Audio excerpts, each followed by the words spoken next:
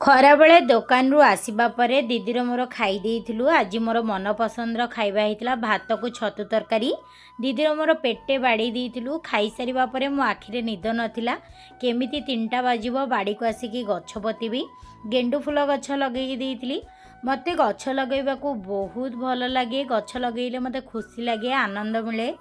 ଗଛ ଲଗାଇବାରେ ମୁଁ ମୋ ବାପାଙ୍କ ଜିନ୍ ଆଣିଛି। ବାପାଙ୍କୁ ଗଛ ଲଗାଇବାକୁ ବହୁତ ଭଲ ଲାଗେ। ବାପା ଯାହା ବି ଗଛ ଲଗାନ୍ତି ବାପାଙ୍କ ହାତରେ ସବୁ ଗଛ ବଞ୍ଚିଯାଏ। ବାଡ଼ିରୁ ଗଛ ଲଗେଇକି ଆସିବା ପରେ ମୁଁ ଗୋଡ଼ ହାତ ଧୋଇ ଦେଇକି ଗୁହାଳ ଗୋବର କାଢ଼ି ଦେଇଥିଲି। ଗୋବର କାଢ଼ି ସାରିବା ପରେ ଗୁହାଳ ଓଳେଇ ଦେଇକି ଗାଈମାନଙ୍କୁ କୁଟା ଖାଇବାକୁ ଦେଇ ଦେଇଥିଲି।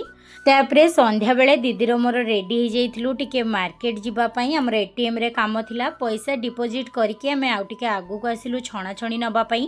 ଏଠି ବହୁତ ଭଲ ଛଣାଛଣି ମିଳେ। ଛଣା ହଉ ହଉ ପୁରା ଥାଳି ଖାଲି ହେଇଯାଏ। ବହୁତ ଟେଷ୍ଟି ବନାନ୍ତି ଭାଇ। ତାପରେ ଆମେ ଛଣାଛଣି ପାର୍ସଲ ନେଇକି ଘରକୁ ପଳେଇ ଆସିଲୁ। ସେଠି ଖାଇଲୁନି କାହିଁକି ନା ବୋଉ ଘରେ ଅଛି। ଆମେ ସମସ୍ତେ ମିଶିକି ଖାଇ ଦେଇଥିଲୁ। ବୋଉ ଦିଦି ମୁଁ ମିଶିକି ଖାଇ ଦେଇଥିଲୁ। ବହୁତ ଟେଷ୍ଟି ଥିଲା। ଛଣାଛଣି ଖାଇସାରିବା ପରେ ଦିଦିର ମୋର ମିଶିକି ଡ୍ରେସ୍ ଦେଖିଲୁ। ବାପା ବୋଉ କିଣିକି ଆଣିଥିଲେ ବଡ଼ ଦିଦି ପୁଅ ଆଉ ମଝିଆ ଦିଦି ପୁଅ ପାଇଁ ପରୁଆଷ୍ଟମୀ କି ଯିବ ବୋଲି। ଆପଣମାନଙ୍କୁ ଡ୍ରେସ୍ କେମିତି ଲାଗିଲା କମେଣ୍ଟରେ କହିବେ। ତାପରେ ଦିଦିର ମୋର ଭାବିଲୁ କି ଆମେ ମଝିଆ ହେଇଗଲେ ଆମେ ଆଉ ନୂଆ ଡ୍ରେସ୍ ପିନ୍ଧି ପାରିଲେନି। ଡ୍ରେସ୍ ଦେଖି ସାରିଲା ପରେ ଆମେ ସମସ୍ତେ ମିଶିକି ଖାଇ ଦେଇଥିଲୁ। ରାତି ଖାଇବାରେ ହେଇଥିଲା ଭାତ, ମାଛ ତରକାରୀ, ଦିନର ଛତୁ ତରକାରୀ ଥିଲା, ମିଶିକି ଖାଇ ଦେଇଥିଲୁ। ପ୍ଲିଜ୍ ଭିଡ଼ିଓଟିକୁ ଲାଇକ୍ ଏବଂ ଚ୍ୟାନେଲକୁ